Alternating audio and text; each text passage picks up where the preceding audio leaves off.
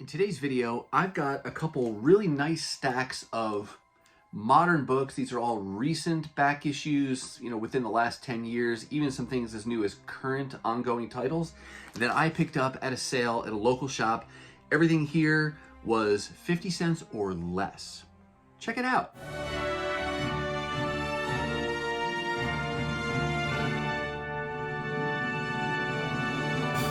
Hey everyone, and welcome to my channel. My name's Chris, and this is Northgarden Comics.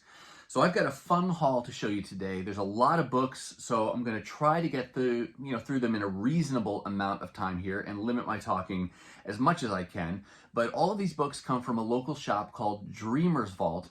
They're somewhat of a chain. They have a few locations across the Twin Cities. Not every location carries comic books, but those that do carry really just new comic books. And if you've seen my other videos showing hauls from Dreamer'S Vault, you've heard this spiel before, so I apologize for the repetitiveness. But in case you're unfamiliar, new comic books is what they stock, and then the way they populate their back issues is just with those new books as they become older to make room for new comic books. The great thing about Dreamer'S Vault is that when they take a new comic and they move it to the back issue bin, they change the price and they only charge half cover price. So their everyday pricing is already great for filling in, modern issues and runs that you don't want to pay full price for and that you're not keeping up with new every month. Now, in addition to that, they'll occasionally hold sales, and all of the books here are from a couple different locations during one multi-day sale event they were having. And so I don't remember the specifics, but basically every book you're going to see today cost me either 50 cents or even less. So that's why I get to, score so many books at one time, because they're so cheap. And I can build out a lot of the recent runs that I'm not keeping up with on a regular basis. I can try new things. I can find limited series, one-shots, a whole smattering of different kinds of books here. So let's go ahead and jump right into the books I got from this sale at Dreamer'S Vault. And in case you're interested in checking them out, I will put links to their website and other online presence down below in the description. So if you're in the area and you want to pay them a visit, go ahead and do so. I definitely recommend it. Starting things off here, I found a few issues from this volume of Uncanny X-Force. This is a volume that I started collecting just one particular story arc that I had heard good things about. It's called the Dark Angel Saga. But as I've collected them, I've heard more and more good things about the run. This whole volume is written by Rick Remender, and you've got some great artistic talent as well. It's kind of your Black Ops, X-Men type of a story. You've got Wolverine, you've got Deadpool, you've got Psylocke, you've got, I forget the whole lineup, but it just looks really good. So I've decided to go ahead and try to build out the entire volume. And I still probably have about 10 issues to go, but I did make some progress at this sale. We got issue 23, is it here? Yeah, issue 23, and then issue 24. I really like that cover with Iceman on issue 24. And then issue 25. And then jumping ahead, here is issue 34. And I think issue 35 is the final issue in this run. I may still need that. There's also some cool variants by artists that I like Chris Bachalo, which I have recently checked online, and Bachalo is the correct way to pronounce his name. I looked up an interview with him from some years ago, so I've apologize for saying it incorrectly for so many times in so many videos. But you got variants by him, you've got Opena, you've got Isad Ribic, and others. So it's a great artistic lineup of talent doing the covers and interiors on this volume. So looking forward to continue to hunt for these, but happy to have found these issues at the sale. Then we're going to keep with some X-Men themed books here. Jumping over to X-Men Volume 3, this was a title that was headlined by all women X-Men, and it ran for like 26 issues. And this is another one. I started getting a few because I like the artist. Olivier Coipel did some of the early issues and covers, and then I've just expanded it out because I've been able to find some of these for 50 cents, 25 cents a piece. And I think after this sale, I only need one more issue to complete the run. But got this one, and then here is issue 15. I think with that Terry Dodson cover on that one. So 2 more issues there. And then kind of going backwards from X-Men Volume 2, here's issue 38. Almost done with this run as well. There are 4 issues, 7, 8, 9, and 10, that I'm missing. And I'm holding out because I want the Chris Bachalo covers for those, and I almost never see them. So I'm going to continue to hunt for those, but once I have those 4, then I'll have this entire X-Men Volume 2 as well. Found some current ongoing issues of titles that I'm not keeping up with regularly. Got a few from New Mutants. I was getting this new every month for about the first 14 or 15 issues. It was whenever the 10 of Swords event happened, and after that event closed out, I kind of dropped several X-Men titles. Not because I don't like them, there's just too many to keep up with new every month. And so I decided to, wait and see if I could piece them together as back issues. New Mutants is one of those, and I made good progress here today. I got issue 17, 21, 22, kind of a creepy doll cover on 23, 25, which is a nice magic cover. There is a couple variants with magic on them that I would love to get, but I don't know that I'll really see those, so I just went ahead and got that issue there, or that particular cover. And then here's issue 27. I think I read recently that this ongoing may have stopped because now they're doing a New Mutants, I forget the subtitle, but it's like a 5-part limited series, so this ongoing may have ended. I don't know from a story perspective how that wrapped up or why or where they're going next, but now at least if it's ended, I've got a finite number that I need to worry about piecing together to complete the run. Gonna keep with some X-Men here. Here's Wolverine, another title. I'm not collecting new every month, but I'd like to piece it together. Generally been a good, solid title again, so there's issue 26. And then the current Marauders volume, I did keep up with this new for the first volume of it. It was like 27 issues with Kate Pryde leading the kind of a pirate ship of mutants to go rescue mutants from around the world. I don't know the themes of volume 2 so much, but piecing it together as I can find it. There's issue 4, 5, and 6 from that ongoing. We've got some of the current volume of Immortal X-Men, or really the only volume of Immortal X-Men. There's 2, 3, Destiny on the cover, and Phil Noto did several variants for some of these issues here, doing a character drawing on each one. There's an Emma Frost, and then here's not a Phil Noto variant. There's issue 5, Nightcrawler on 7, and that's it for Immortal X-Men, which is on a temporary hiatus right now because they're doing the Sins of Sinister story, and then once that wraps up, kind of like what they did with Age of Apocalypse, some of the ongoing titles pause, they get renamed, renumbered for that event, and then Immortal X-Men will pick up again, I think with like issue 11 or 12 or something, once the Sins of Sinister event is completed. Here's one of part 1 of a 2-part story, the X-Men Unlimited, X-Men Green, and apparently this was a digital story that released on Marvel Unlimited, and then they decided to put it in print. So I figured since it was so cheap, I'd go ahead and get it, but don't know anything about the story so much.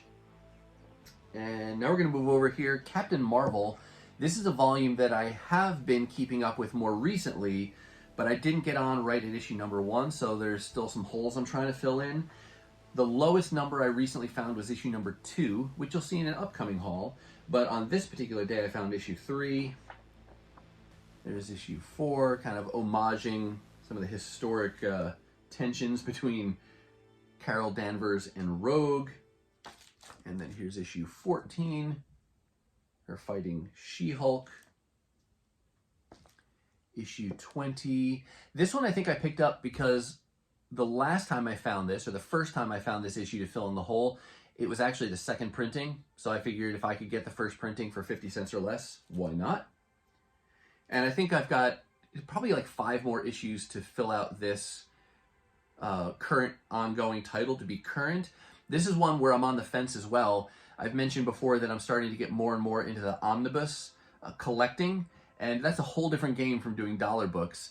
And so I'm really trying to be picky about the books that I decide to invest in. This volume of Captain Marvel is solicited for a volume 1. So Kelly Thompson, Captain Marvel, volume 1. It'll collect the first 28 issues of this ongoing. That's where all my holes are. So I'm tempted to say, do I want, maybe I go ahead and get that omnibus. What I may do to really help me make my decision is read some of the early issues that I'm missing on Marvel Unlimited, and then decide if it's something I want to get the omnibus edition of. If not, I can just get current on Marvel Unlimited and then continue on with my print edition. So just a little insights into how I'm approaching that title. Here's an annual for X-Force. I don't think I picked up any of the ongoing issues, but did grab the annual. This is the current Captain America Sentinel of Liberty. This is the one that focuses on Steve Rogers. There's another Captain America title that focuses on Sam Wilson. Wow, I almost blanked on his name there. But this is a variant, just a Scotty Young variant that I thought was pretty cool, so I grabbed that. Current Avengers run, I stopped somewhere around this story, keeping up with it new. So now I'm trying to go back and piece those together because I am a completionist. That's issue, 34. Then we got this cool Heroes Reborn cover on issue 45 with Captain America. And then one of the Judgment Day kind of lead-up issues there in issue 55. And then similarly issue 57. I would like to be current on Avengers, but it's gotten really confusing to me. There's so many different Avengers titles going now, and I don't know which ones really contribute to the main story and which ones don't. Like, you've got this Avengers, you've got Avengers Forever, which I think is like a spin-off with multiversal type stories. And then there's, I think, a recently started one called Avengers Beyond, but that one may be its own standalone. Like I said, I don't know all the nuances of where the story threads go right now, so it's hard to keep up with it. So I'm going to go and continue to get the ongoings when I can get them for that 25, 50 cent type of a range. But then I may wait for the dust to settle, because I know Jason Aaron's run is about to conclude, and then we'll see how that story gets collected, and maybe I'll use that as my guide to go back and determine which issues I want to get and which ones I'll leave behind. Now we're going to shift gears, go over to some DC. One of the few DC things I'm working on is this New 52 era Superman when John Romita Jr. was doing the art, and he did it from like 32 to 43, somewhere in there. It wasn't terribly long run, but trying to piece that together. And I think as a result of this sale, I've completed the run. So there's issue, sorry, can't see it backwards, issue 34.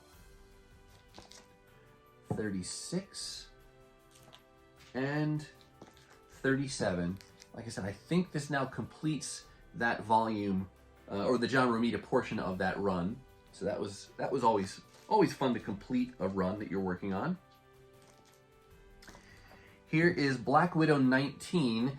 Interesting thing about this volume, this was a 20-issue volume, and I think Phil Noto did the art on almost everything.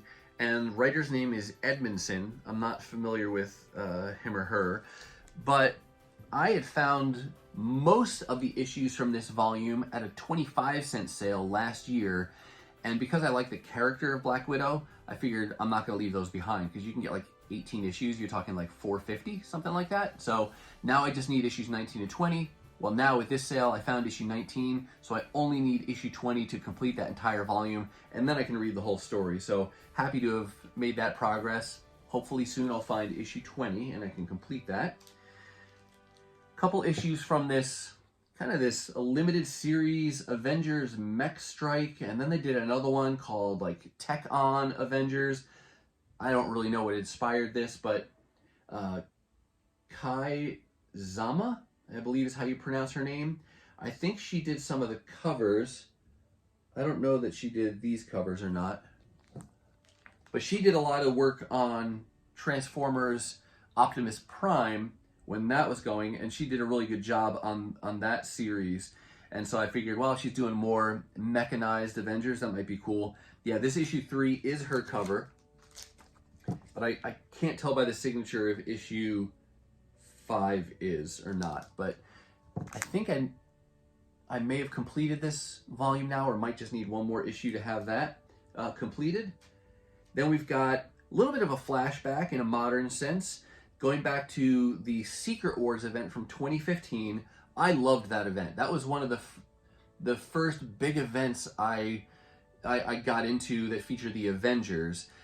Prior to that, I'd been really an X-Men collector, not so much the Avengers at all, but Secret Wars and the lead-up story to Secret Wars is what hooked me on Avengers during Jonathan Hickman's era. And I also liked a lot of the tie-in series that came as a result of that Secret Wars story. And so I'm trying to go back and either complete or add to my current base of tie-ins. And one of them is this A-Force. Fortunately, I got issue 1 of A-Force when it came out, so I got it for cover price or less. It did become a key after that, and so, not a dollar book anymore. But now I'm trying to just complete that 5-part limited series, and I got all the issues except issue 3. Oh, sorry again. Yeah, I did get 3. I'm only missing issue 2 now. So I picked up issue 3, 4, and 5 to close to rounding out that limited series. And then another one I picked up just because the price was right is this limited series featuring Domino. It's called Hot Shots. She had like a 10-part kind of short run ongoing story that I read, and I enjoyed that. And then Hot Shots picks up right after that, and so I figured, wow, for the price, why not? So I guess she's 1, 2, 3, and 4. No issue 5 though, so that's the last one I need to complete that limited series. But that's just a fun one to be hunting for when they're that cheap. Believe it or not, that's just halfway through this haul of books. So chugging along here. Here's a relatively recent book. Not the most current event Marvel's done, but this was an event, was this a year ago, 2 now? Time starts to blur together, especially because of COVID. But this was one of the epilogue type issues. There was another one that was called Empire Aftermath, which focused on the Avengers. This one's Empire Fallout, featuring the Fantastic Four. There's too many tie-in books to stay current, or to get all these event books new, so I piece them together when I can for cheap like this. So this is just one of those to kind of piece that together. Here is a much more recent event, or I should say a recent event. This is the AXE, the Judgment Day event. This was, I think it's a 3-parter, but they did it in the form of like 3 one-shots. This is the Avengers issue, then I think there's an X-Men issue, and then an Eternals issue. But happy to see such a recent issue there as part of the sale. Here's a Hawkeye issue that I got for this Jim Chung variant. Really like his art style, and he did a whole series of these covers around this time, and I got the ones that were part of ongoings that I am collecting when they came out. This is one I wasn't collecting Hawkeye, but since I found it as a back issue at the sale, definitely gonna grab that. These next couple were really just nostalgia buys. I got issues 1 and 2 of this Masters of the Universe Revelation story back when they came out new. They were tie-in. They were either tie-in to or lead-up story to the Netflix series that Kevin Smith did, and he wrote this as well. And so I figured I needed issues 3 and 4, so why not go ahead and pick them up when they're so cheap? Again, just a nostalgic buy there, because I loved that show, watched it, daily after school back when it was out. Got some more tie-in issues. This is the Devil's Reign story that was really centered around Daredevil when Mayor Fisk, yeah, believe it or not, Mayor of New York, Wilson Fisk, was trying to basically take out all the superhero community. And so there was a 6-part event story, there was a bunch of tie-ins, and so again, didn't get these new, but piecing them together when I can find them. So here's the 3-part story featuring the X-Men, and I think now I have that full story as a result of finding these 2 issues. Here we've got kind of a random partial cover by, partial for the title itself. This is Batman, Superman, World's Finest, issue number 4. Dan Mora is doing the art on this. I got issue 1 because I think there was an art germ cover, and now I got issue 4. This was his name, Derek Chu, I believe. Just like that. It's a card stock variant. Thought that was cool. I'm not keeping current on this. This might be one that I go at some point down the road and try to piece together. I just like it when Batman and Superman team up. I'm currently working on their 2003 team up book. It wasn't called World's Finest. It was just called Superman Batman at that time. But I've gotten a bunch of those issues and enjoyed that so far. So I might at some point, try to build this out completely. But for this day, it was just that cover by. Now we're going back to some X-Men here. We have this Legion of X, another one of those titles that is on temporary pause right now while they're doing the Sins of Sinister story. I'm not keeping current with it, so just trying to get this as I can cheap. Nightcrawler is kind of and his team there is forming up this Legion of X in that title. Here is what would have been a very pricey book, Amazing Spider-Man. This is the current volume. This is issue number 6, or Legacy 900.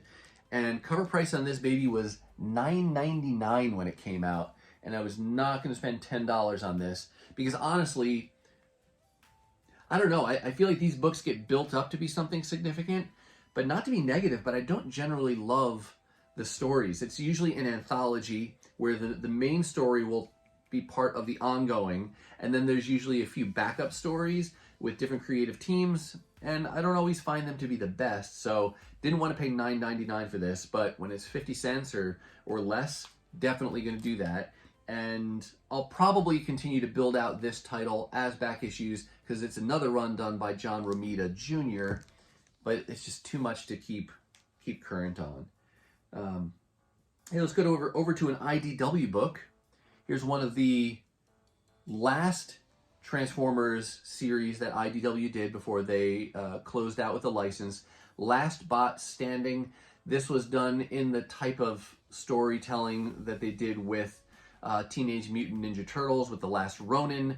And so this is just a variant of issue number 1 that I didn't have. And so I don't generally get tired of the Transformers variants. I'm definitely a completionist when it comes to that title and that franchise, because that's the one that got me into comic book collecting back in the 80s to begin with. Here's another limited series. It was a 6-parter called Aerosmith, and I became aware of this title because of one of our favorite shows here in the Northgarden household, Big Bang Theory. My wife and I absolutely love the show. I apologize if you don't. It's fine. Some people love it, some people hate it. But in one of the episodes in one of the later seasons, lead character Sheldon is in the comic book store and he's having a conversation with the assistant manager. Her name is Denise, and she recommends to him, she goes, how would you like a retelling of World War I in an alternate reality where it's fought with magic and dragons? And he liked that idea. I thought that sounded kind of cool. It's written by Kurt Busiek, and it was a 5 or 6-part original story. I'm trying to piece that together, but I've only found issue 1 of that main story so far.